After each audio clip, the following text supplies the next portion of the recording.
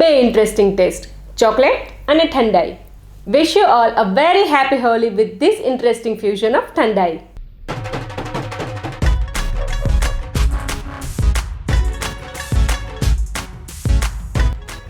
Hello friends, welcome to our channel फुर्सत में कुछ पल जिंदगी के. फ्रेंड्स, હોળીનો તહેવાર છે એટલે ઠંડાઈ તો હોય જ, અને જ્યારે બધી જ વસ્તુના ફ્યુઝન હોય છે તો પછી મેં વિચાર્યું કે આ વખતે આપણે ઠંડાઈનું પણ ફ્યુઝન ટ્રાય કરીએ. તો આજે હું આપની સાથે શેર કરીશ ઠંડાઈનું એક ઇન્ટરેસ્ટિંગ ફ્યુઝન કે જેનું નામ છે ઠંડાઈ ચોકલેટ ફજ.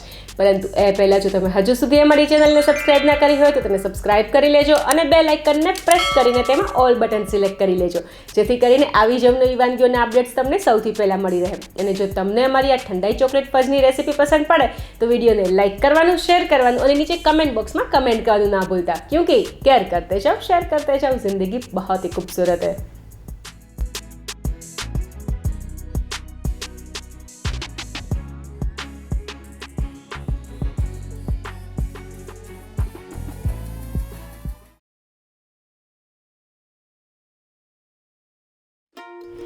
ઠંડાઈ ચોકલેટ ફજ બનાવવા માટે સૌથી પહેલાં એક ફ્રાય પેનમાં આપણે 25 ગ્રામ મોડા પિસ્તા લઈ લેશું અને તેને ગેસની લો ફ્લેમ ઉપર સરસ રીતે ડ્રાય રોસ્ટ કરી લેશું.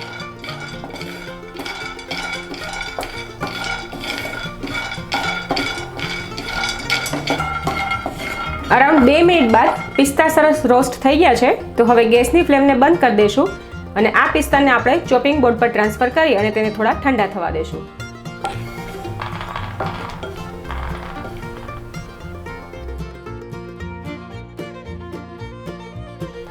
અને પિસ્તા થોડા ઠંડા થાય ત્યારબાદ આપણે તેને થોડા મોટા પીસીસમાં કટ કરી દઈશું.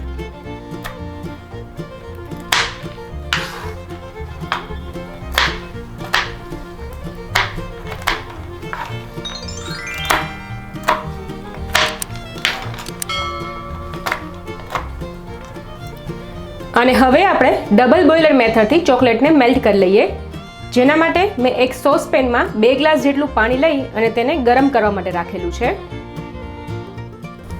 અને પાણીમાં જ્યારે આ રીતના થોડા નાના નાના બબલ્સ આવવા લાગે ત્યારે ગેસની ફ્લેમને આપણે લો કરી દઈશું અને સોસ પેન પર આપણે એક કાચનો બાઉલ રાખી દઈશું. અને અહીંયા કાચના બાઉલને બદલે તમે સ્ટીલના બાઉલનો પણ યુઝ કરી શકો છો.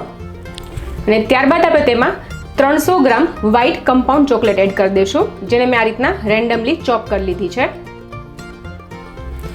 ત્યારબાદ આપણે તેમાં 150 ગ્રામ મિલ્ક મેડ એડ કરી દઈશું અને ત્યારબાદ તેમાં 1 ટેબલસ્પૂન બટર એડ કરી દઈશું.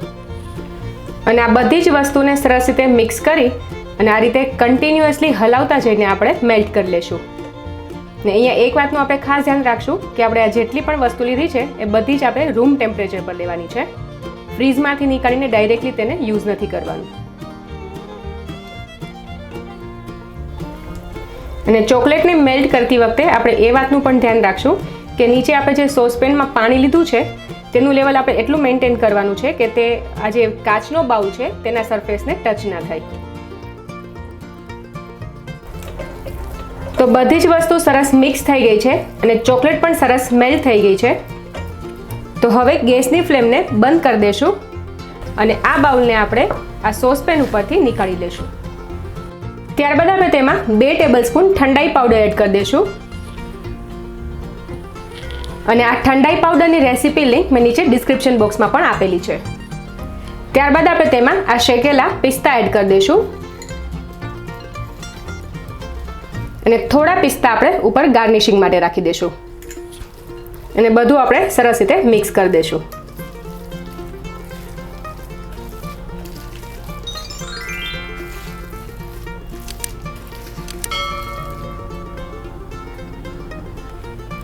અને ત્યારબાદ ઠંડાઈ ચોકલેટ ફજને સેટ કરવા માટે મેં એક મોલ્ડ લીધો છે, જેને મેં એલ્યુમિનિયમ ફોઇલથી કવર કરી લીધો છે. ને તમે અહીંયા એલ્યુમિનિયમ ફોઇલને બદલે બટર પેપરનો પણ યુઝ કરી શકો છો. તો તેમાં આપણે આ મિક્સરને ટ્રાન્સફર કરી દઈશું.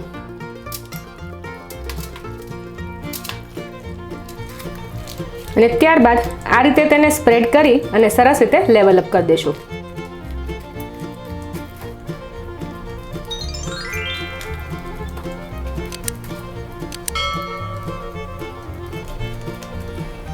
અને ત્યારબાદ તેના ઉપર આપણે જે પિસ્તા બચાવીને રાખ્યા હતા તેનાથી તેને ગાર્નિશ કરી દઈશું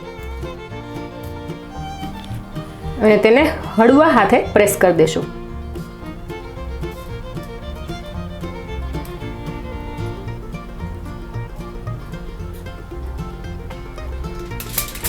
અને ત્યારબાદ આ મોલ્ડને આપણે એલ્યુમિનિયમ ફોઇલથી કવર કરી દઈશું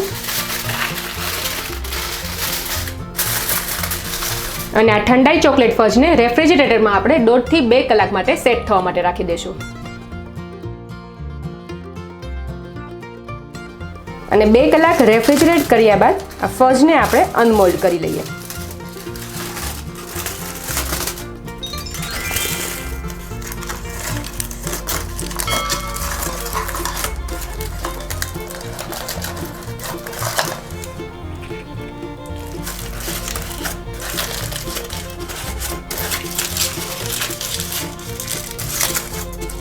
અને ત્યારબાદ તેને સ્ક્વેર પીસીસમાં કટ કરી લઈએ.